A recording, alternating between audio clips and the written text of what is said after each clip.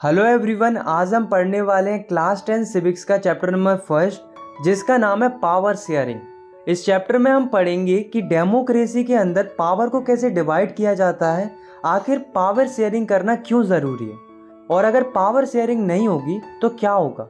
ये चैप्टर बहुत छोटा है, सिंपल है और इसे हम बहुत ही इंटरेस्टिंग वे में कंप्लीट करेंगे। तो विदाउट वेस्टिंग योर टाइम चलिए स्टार्ट करते हैं।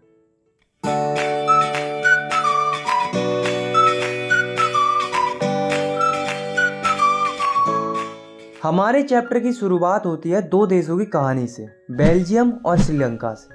तो सबसे पहले शुरुआत करते हैं बेल्जियम की स्टोरी से। तो ये है बेल्जियम। बेल्जियम एक यूरोप का छोटा सा देश है। इसकी जो बॉर्डर है वो France, Netherlands, Germany and Luxembourg से कनेक्टेड है। दोस्तों, अगर हम इसके एरिया की बात करें तो ये उतना ही छोटा है जितना कि इंडिया का हरियाणा स्टेट है, लगभग उतने ही साइज़ का है। और अगर हम पॉपुलेशन की बात करें तो बेल्जियम में लगभग 1 करोड़ लोग रहते हैं। अब आप इस मैप को देखो, ये जो ऊपर का एरिया है वो है फ्लामिश रीजन। इसमें 59% लोग रहते थे जो कि डच भाषा बोलते थे। और ये जो नीचे का रीजन है वो है वलोनिया रीजन, जिसमें 40% लोग रहते थे जो कि फ्रांस लैंग्वेज बोलते थे। और जो बचे हुए 1% लोग थे वो जर्मन लैंग्वेज बोलते थे। अब आप जो छोटा सा एरिया देख रहे हो वो है ब्रुसेल, जो कि बेल्जियम की कैपिटल है। इसमें कंडीशन अलग थी। इसमें क्या था कि जो 80% लोग थे वो फ्रांस लैंग्वेज बोलते थे और जो 20% लोग थे वो डच लैंग्वेज बोलते थे। तो यहाँ से हमें क्या पता चला कि जो कंट्री थी उसमें मेजॉरिटी डच स्पीकिंग लोगों की ज़्यादा थी और जो कैपिटल थी उसमें मेजॉरिटी फ्रांस स्पीकिंग लोगों की ज़्यादा थी, मतलब उल्टा था। अब हुआ क्या कि इन दोनों कम्युनिटीज़ के बीच में बहुत ज़्यादा टेंशन बढ़ने लगा। अब टेंशन क्यों बढ़ने लगा, इसके दो कारण थे। पहला कि जो फ्रांस स्पीकिंग कम्युनिटी थी वो रिलेटिवली ज़्यादा रिच और पावरफुल थी डच स्पीकिंग कम्युनिटी से, जिस वजह से France speaking community Dutch speaking community को सप्रेस कर रही थी। दूसरा कि जो डच स्पीकिंग कम्युनिटी थी उसको इकोनॉमिकल डेवलपमेंट एंड एजुकेशन का लाभ बहुत देरी से मिलता था। अब आप खुद ही सोचो कि अगर एक कम्युनिटी को ज़्यादा लाभ मिलेगा और दूसरी कम्युनिटी को कम लाभ मिलेगा तो क्या होगा, आप उसमें टेंशन और ज़्यादा बढ़ेगा। और ऐसा हुआ भी। 1950 से लेकर 1960 तक बेल्जियम में दोनों कम्युनिटी के बीच में टेंशन बहुत ज़्यादा बढ़ने लगा और जो कैपिटल थी ब्रुसेल उसमें कंडीशन और भी ज़्यादा कॉम्प्लेक्स होने लगी। अकोमोडेशन इन बेल्जियम, तो ये प्रॉब्लम और ज़्यादा बढ़ती। उससे पहले जो बेल्जियम की गवर्नमेंट थी उसने थोड़ी समझदारी दिखाई और उन्होंने 1970 से लेकर 1993 तक कॉन्स्टिट्यूशन में 4 बार बदलाव किए ताकि कंट्री में शांति बनी रहे और कम्युनिटीज़ के बीच में लड़ाई ना हो। तो इसके लिए कॉन्स्टिट्यूशन में कई सारे बदलाव होते हैं। क्या क्या बदलाव होते हैं चलिए जानते हैं। तो पहला चीज़ ये होता है कि जो सेंट्रल गवर्नमेंट होगी उसमें डच और फ्रांस स्पीकिंग लोगों के इक्वल नंबर ऑफ मिनिस्टर होंगे। दूसरा चीज़ ये होता है कि अगर कोई स्पेशल लॉ पास करना है तो वो दोनों ग्रुप्स की सहमति से ही पास होगा, किसी एक ग्रुप की मर्जी से वो पास नहीं होगा। तीसरा चीज़ ये होता है कि बहुत सी सेंट्रल गवर्नमेंट की पावर्स स्टेट गवर्नमेंट्स को भी दे दी जाती हैं और स्टेट गवर्नमेंट इंडिपेंडेंटली अपना काम कर सकती हैं। सेंट्रल गवर्नमेंट का उसमें कोई रोल नहीं रहेगा। फोर्थ चेंज था कि जो कैपिटल थी बेल्जियम की ब्रुसेल, उसमें एक अलग से गवर्नमेंट बनाई गई जिसमें दोनों कम्युनिटी के इक्वल रिप्रेजेंटेटिव रहेंगे। फिफ्थ चेंज था कि इन्होंने इन सब के अलावा एक और तरीके की गवर्नमेंट बनाई जिसे कम्युनिटी गवर्नमेंट बोला जाता है। ये कम्युनिटी गवर्नमेंट तीनों ग्रुप्स के लिए अलग अलग बनाई गई थी जो कि अपनी अपनी कम्युनिटी के लिए कल्चर, एजुकेशन और लैंग्वेज रिलेटेड मुद्दों पर काम करती थी। तो बेसिकली अगर हम सिंपल तरीके से देखें तो बेल्जियम में 3 तरीके की गवर्नमेंट फॉर्म होती है, सेंट्रल गवर्नमेंट, स्टेट गवर्नमेंट और कम्युनिटी गवर्नमेंट। तो ये जो मॉडल था गवर्नमेंट का वो थोड़ा कॉम्प्लेक्स था, पर वो इतना अच्छा था कि इसके बाद बेल्जियम के अंदर जो दोनों कम्युनिटी थी उनके बीच में शांति बनी रहती है और सारे लोग खुशी खुशी रहने लगते हैं। इतने अच्छे सिस्टम को देखकर बेल्जियम के कैपिटल ब्रुसेल को यूरोपियन यूनियन का हेडक्वार्टर बनाने के लिए चुना जाता है। तो ये थी बेल्जियम की स्टोरी, जिसकी एक अच्छी या हम कह सकते हैं हैप्पी एंडिंग होती है। इसी से रिलेटेड एक दूसरी कहानी है जो कि है श्रीलंका की। तो ये है श्रीलंका। ये एक आइलैंड नेशन है जो कि चारों तरफ से पानी से घिरा हुआ है। अगर हम इसकी पॉपुलेशन की बात करें तो इसमें लगभग 2 करोड़ लोग रहते हैं। हाँ, लगभग उतने ही जितनी हरियाणा की पॉपुलेशन है। श्रीलंका की कैपिटल है कोलंबो। अब हम देखते हैं इतने कंपोजिशन ऑफ श्रीलंका, मतलब श्रीलंका में किस किस तरह के लोग रहते हैं। तो 74% जो लोग हैं वो सिन्हालाज स्पीकर्स हैं, मतलब जो सिन्हालाज लैंग्वेज बोलते हैं। 18% जो लोग हैं वो तमिल स्पीकर्स हैं, मतलब जो तमिल भाषा बोलते हैं। तमिल स्पीकर्स भी दो तरह के हैं, तमिल नेटिव्स ऑफ श्रीलंका, मतलब वो तमिल्स जो पहले से ही श्रीलंका के निवासी। दूसरे इंडियन तमिल्स, मतलब ऐसे तमिल्स जो इंडिया के निवासी थे पर वे कई साल पहले श्रीलंका आ गए थे एज अ टी वर्कर और वे वहीं पर सेटल हो गए थे। और 7% जो लोग हैं वो क्रिश्चियन हैं, जो कि सिन्हालाज और तमिल्स दोनों ही भाषा बोलते हैं। जो सिन्हालाज स्पीकर्स हैं वो बुद्धिस्ट हैं, मतलब बुद्धिज्म को सपोर्ट करते हैं। और जो तमिल हैं वो हिंदू भी हैं और मुस्लिम भी हैं।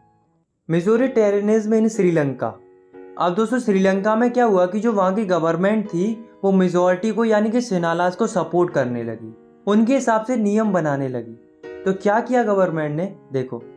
फर्स्ट 1956 में उन्होंने एक एक्ट पास किया जिसमें उन्होंने सिन्हालाज को श्रीलंका की ऑफिशियल लैंग्वेज घोषित कर दिया।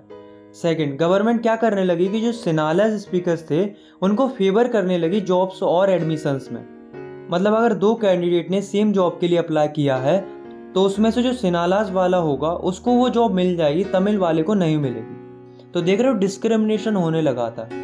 थर्ड, जो श्रीलंका की गवर्नमेंट थी वो धर्म के आधार पर भी भेदभाव करने लगी थी।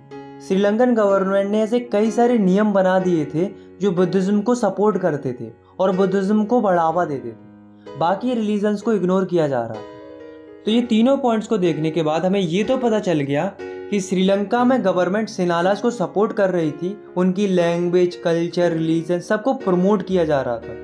वहीं दूसरी ओर तमिल्स के साथ डिस्क्रिमिनेशन हो रहा था, उन्हें इग्नोर किया जा रहा था। तमिल्स को ये लगने लगा था कि जो गवर्नमेंट है और जो मेजर पार्टीज हैं वे उनकी लैंग्वेज, कल्चर और रिलीजन्स की बिल्कुल भी परवाह नहीं कर रही हैं। और उनको तो ये भी लगने लगा था कि जो गवर्नमेंट है वो उनके फंडामेंटल राइट्स के साथ भी खिलवाड़ कर रही है, जैसे कि राइट टू इक्वालिटी, क्योंकि उन्हें सोसाइटी में बराबरी का अधिकार नहीं मिल रहा था। तो जो ये तमिल लोग थे उनको लगा कि अब गवर्नमेंट तो कुछ करेगी नहीं, इसलिए उन्हें खुद से स्टेप लेने शुरू कर दिए। तमिल्स ने क्या किया कि उन्होंने अपनी पॉलिटिकल पार्टीज बनाई और डिमांड करना शुरू कर दिया। इनकी पहली डिमांड थी कि तमिल लैंग्वेज को भी ऑफिशियल लैंग्वेज डिक्लेयर कर दिया जाए। दूसरी डिमांड थी कि उनके रीजन में सेपरेट गवर्नमेंट बना दी जाए। तीसरी डिमांड थी कि तमिल लोगों को भी इक्वल अपॉर्चुनिटीज मिलनी चाहिए जैसा कि सिन्हालाज को मिलती है। लेकिन दोस्तों जो गवर्नमेंट थी उसने इनकी डिमांड्स नहीं मानी, बल्कि तमिल्स की डिमांड को इग्नोर किया। तो तमिल्स ने कहा कि अगर आप हमारी ये डिमांड्स पूरी नहीं कर रहे हो तो कम से कम हमारे लिए एक सेपरेट कंट्री ही बना दो नॉर्थ एंड ईस्टर्न पार्ट में, जिससे हम वहाँ पर खुशी खुशी रह सके। लेकिन गवर्नमेंट ने इसके लिए भी मना कर दिया। इस बात से जो तमिल्स थे उनको बहुत ज़्यादा गुस्सा आ गया, जिस वजह से ये दोनों कम्युनिटी आपस में लड़ने लगती हैं और कंट्री में स्टार्ट हो जाता है सिविल वॉर, जिस वजह से कई हजारों लोगों की मौत हो जाती है और कई सारे लोगों को देश छोड़कर जाना पड़ता है। इस सिविल वॉर की वजह से श्रीलंका में काफ़ी ज़्यादा social, economical and cultural loss होता है। तो ये थी श्रीलंका की स्टोरी जिसकी बहुत ही बेकार एंडिंग होती है। तो दोस्तों अभी तक हमने दो स्टोरी सुनी, एक थी बेल्जियम की स्टोरी और दूसरी थी श्रीलंका की स्टोरी।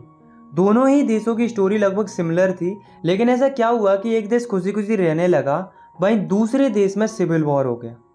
तो इसका एक ही आंसर है जो कि है पावर शेयरिंग।